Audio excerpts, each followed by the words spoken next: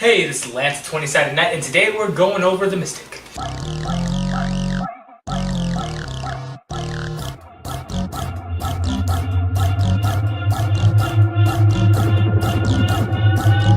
Yeah, so the Mystic, basically, the short version of it is that it's your magical class for anything that isn't just your straight Technomancer. So it can fill in all the other niche roles that you've come to know and love. So it can be your cleric, it can kind of be like a sorcerer, it can be like a druid, but also Wizard. Yeah, kind of wizard, but again, like we'll go over soon enough. It's can be so much more. It's a really versatile class, compared to like everything else. It is sort of a lot of things smashed together, but it's also fleshed out enough so that it is very versatile. You can make it like basically just like straight up cleric. You can do all sorts of things with the Mystic class. I like it. I actually play a Mystic. He is Baylor Corva. He's chosen of Abadar, the coolest god. He's the greatest, most high class A+ platinum grade experience god. He's the god of money. A lot of them, they do get sort of their thing to, with a deity that they're devoted to. Mm-hmm. That's one way of going with it. If you did want to go the cleric route, may come from like spiritual enlightenment in some way, where it's just sort of I study the secrets of this aspect of the universe, and therefore I've been an Eox all my life. I studied how the Bone Sages, they worked their magic to reanimate bone thralls, and so I have a little bit of necromancy in me, that sort of thing. There's a lot of different connections that we'll go into here. I believe there's like 6 or 8 of them. Yeah, there's a mess of them. Yeah, just going down the list here. There for those, there is, and I'm gonna pronounce some of these wrong, but they're fantasy names. So there's your Akashic, which is basically your knowledge cleric. Yeah, it's also kind of like if you ever played a divination wizard in 5th edition, it does have some of those abilities, like where the only difference is where in 5th edition with the divination wizard, at each day you roll 2d20, so a 15 and I guess a 15. So basically what you do in 5th edition with the divination wizard is you sort of say, well, any part of the day, whenever a roll is made, you can say, hey, psych, that's actually this thing. So it's a little bit like that, except for you just gain a +4 to whatever it is. So in a little way, basically, but you have to say, oh, I foresaw this, and so I saw how it was going to be shitty, so I do a little bit differently, or you can do it differently for someone else or something like that. So yeah, they do have a few cool gods that I like. 2 of them, they have Pharasma, they have Talavit, they have Tyrune. Some of them are older, like Pharasma I think has been around since Pathfinder and 3.5. Some of them, Nyarlathotep is... Nyarlathotep? Yeah, Nyarlathotep. Again, fantasy name, I'm sorry. But it's a Lovecraftian deity, which I thought was pretty cool that they decided to toss him into there. Some of these, I don't want to butcher it, but they have a Waden, Yarasia, and Ilataru. Again, I'm sorry, okay? How dare you, Lance? The internet's gonna spank your hiney. Yeah, I'm a real piece of shit. Their associated skills are culture and mysticism. Their spells they get at 1st level: Identify, Augury, Tongues, Divination, Contact Other Plane, and Vision at 1st, 2nd, 3rd, 4th, 5th, and 6th level respectively. And a lot of that does scream to sort of trying to understand the workings of the universe, trying to learn knowledge, communicate, that sort of thing. Yeah, it's more of like a utility class. They're not going to be they're not going to be punching everyone in the face with magic, but they're going to be, they're a utility class. But wait, there is more. That's only one of the 8 of them on here. If, say, you didn't want to go knowledge, cloistered scholar, mystic, there are things like the healer. What party's going to be complete without somebody making sure the soul can get taped up, or, your android that's split in half. They're gonna you're going to need your healer, Don't fuck with the cleric, because when you're when you're lying on the ground, a pool of your own blood, feeling yourself go all warm and tingly. It's going to be the cleric standing over you saying, "Now, you're kind of talking shit about me earlier, and my God, weren't you?" You're like, "Oh, please just save me. I don't want to die yet." And Healer, their deities are again Pharasma and Televet and Waden, which were similar to there, but do have a few new ones. Desna, Halax. Their associated skills are medicine and mysticism. It looks like mysticism is a pretty common theme. I'm only seeing a few of these where mysticism isn't part of it in some way for those skills. But they begin a set of spells that's really thematic with them. They get a 1st through 6th level Mystic Cure to some degree, replaced by 1st level of lesser Remove Condition, 2nd level of Remove Condition, 3rd level of, hey, guess what? Remove Affliction, 4th of Restoration, and then 5th of Greater of Remove Condition. So they're really gonna, their spells that they just sort of get, they are going to be with that keeping the party alive and rolling. There are, again, 6 more that we didn't go through here, but the page that they start from are from page 85 all the way to, let's see, pretty far in page 89. So you can already tell that's a few pages of it, just of different connections that are, they're varied to a large degree. Yeah, and also with your connections, you don't have to exactly go through it by the book. Like, technically, Abadar isn't one of the healer things, but, you can mix it up, do what you want, just because, this isn't like a fancy club that you can't get into. Just because your God's not on the list doesn't mean you can't do that thing. Yeah, unless it's something way out of left field, like Abadar, he's the god of, knowledge and that sort of... Well, it's more like civilization and money, basically, kind of like lawfulness, so you need doctors. Yeah, but... If, say, you were, oh, I'm devout to Abadar, but your whole thing is, I'm going to You're a Xeno-druid. Well, not even that, hang on. It's sort of, I'm going to be a mind breaker, and I'm specializing in enslaving the minds of my enemies and those who dare to oppose me. I don't think Abadar is going to be giving you a lot of power to do that. There's mind breaker, which is, kind of your psychic, mind guy, they're going to be the ones where, these aren't the droids you're looking for. Yeah, so sort of like you're to some degree the Force, to another degree, if you do want to be more passive, you're Professor X from X-Men. Yeah. They're the most mild-mannered when I think of Mindbreaker, but I also do think of your evil wizard up in the tower who has enthralled the land. Yeah, so it's basically, you're using your mental powers to not just, control people, but also to, mess their minds and stuff.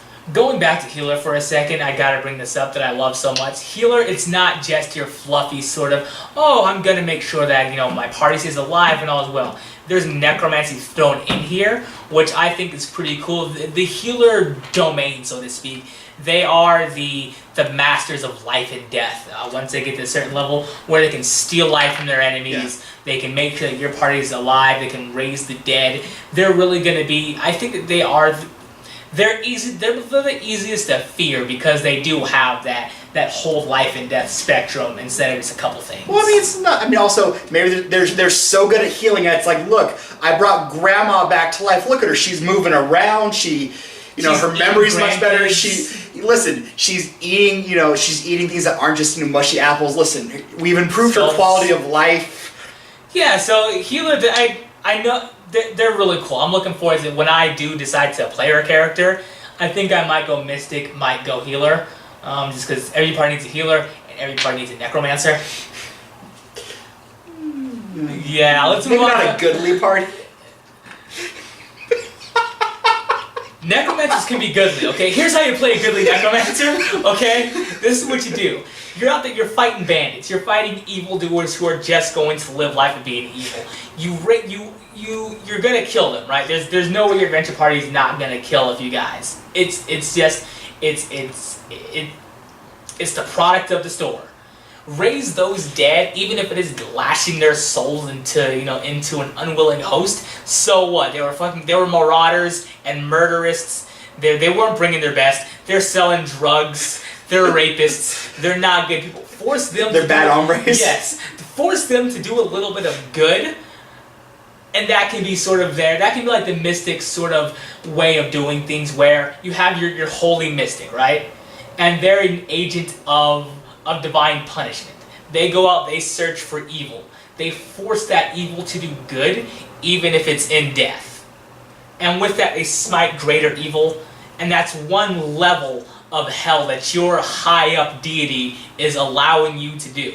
Necromancy, we're abusing it, where you have undead thralls and all that, where you're forcing them to go out and, I'm going to enslave the city, or I'm going to be evil and dastardly. They make sure to hunt those people down and destroy them, cast them into the burning hells. I don't want to say this, but Necromancy works so well for Eox.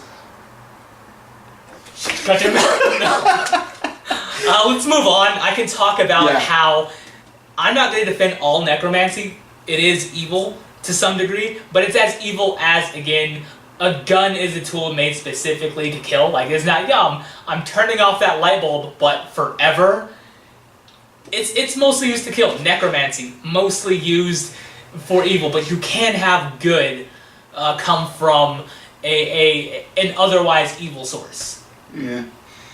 Alright, and then next is the Overlord. They're a little bit like the Mindbreaker, but they are more focused on the Overlord, like the control aspect. The control. So yeah, sounds cool. Again, it is something that can be abused. I think that the Mindbreaker and the Overlord, and to some degree, again, the Healer, that can be sort of your support. Your support, but also that could, if you do want to run an evil game, like say for example, you are sort of,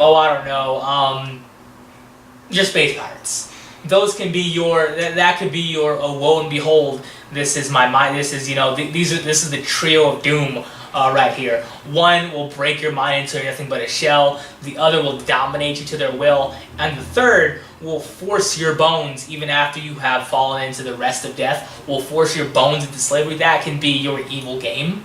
Yeah. Or it can be your good game. You're a psychic detective trying to gain knowledge, where the Mindbreaker is trying to, force some people who are, shipping, slaves, or what have you.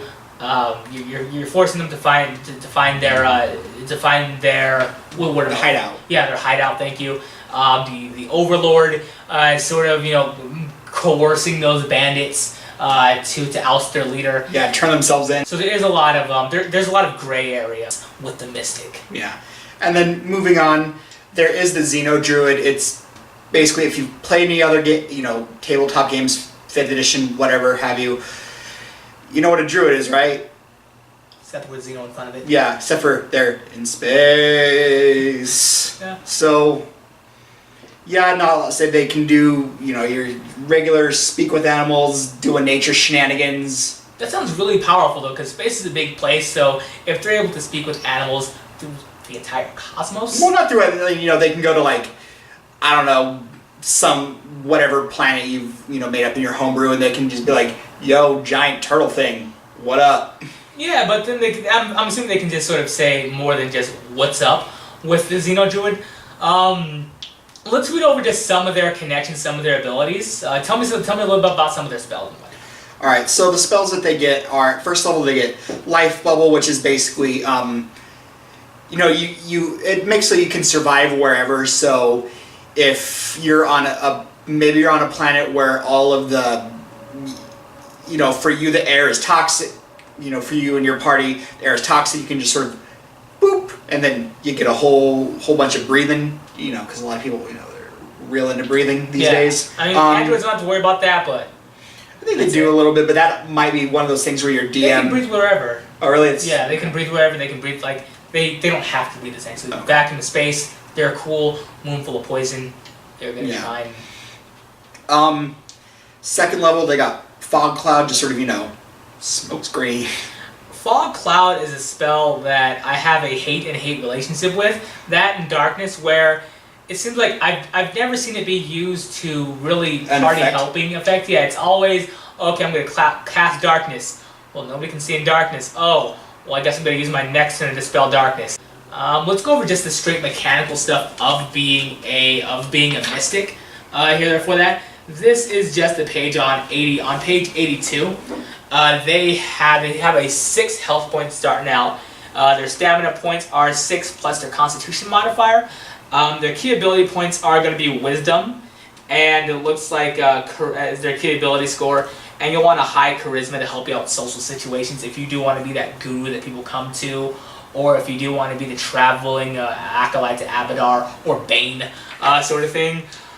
Their class skills, they do have a pretty decent amount. They have the 6 plus their intelligence modifier, and it goes as bluff, culture, diplomacy, disguise, intimidate, life science, medicine, obviously mysticism, perception, your profession, whatever it may be, sense motive, and survival. So a lot of that is charisma based, a lot of that is wisdom based. They have light armor proficiencies and basic melee weapons and small arms. Yeah. So they're not gonna.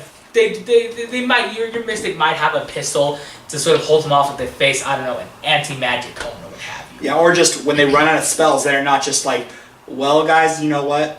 I'm here for you in spirit. Good luck. I feel like the mystic is going to be there for you in spirit, though. But don't forget, in Starfinder, there are level 0 spells. Yeah. Which I think 4th edition may have started level 0 spells, because I know they didn't exist in 3.5. Well, no, they did exist. I think they just weren't unlimited. Well, yeah, so that's my point. Like in 4th edition, one decent thing about 4th edition that people sort of dog 4th edition about, they brought in cantrips where you always basically have a blast in your pocket, where you didn't have to use a light crossbow. You really felt like a wizard that was able to dish out firebolts all day long, be able to mending things like that, spare the dying. Really decent spells to always have in your back pocket, and that definitely carries over into Starfinder. Yeah. That's enough for me defending 4th edition. How dare you? The internet's gonna be so mad at you. Let's move on to something else. Something else nice to say about the Mystics. I do like some of their pre-made, their pre-made class list. My favorite out of the 4, I'm going to say, is Empath. Empath has the theme of Priest. Their spells are, first level spell is Share Language. They get a status for 2nd level. Suggestion is 3rd. Discern Lies for 4th, so really good for talking to your sociopaths. Modify Memory at 5th. Subjective Reality for 6th. So a lot of that sort of, mind, knowledge, that sort of thing. Their suggested feats are combat casting, and skill focus of sense motive, and spell focus. Their skills are mysticism, perception, and sense motive. And I think it's really cool. I like the idea of an empath, of a mind reader, of a mind controller to some degree. Somebody who's really spiritual, especially in a sci-fi setting. I think it's kind of cool.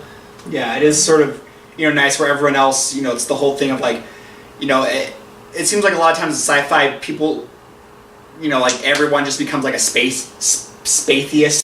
Sort of, if you do sort of like the whole faith-based magic, it's still there. I like it just for some of the themes you can do, like the Holy Warrior. Oh, the Crusader chapter. Yeah, kind of like if you want to make a paladin, you can just sort of do something like this.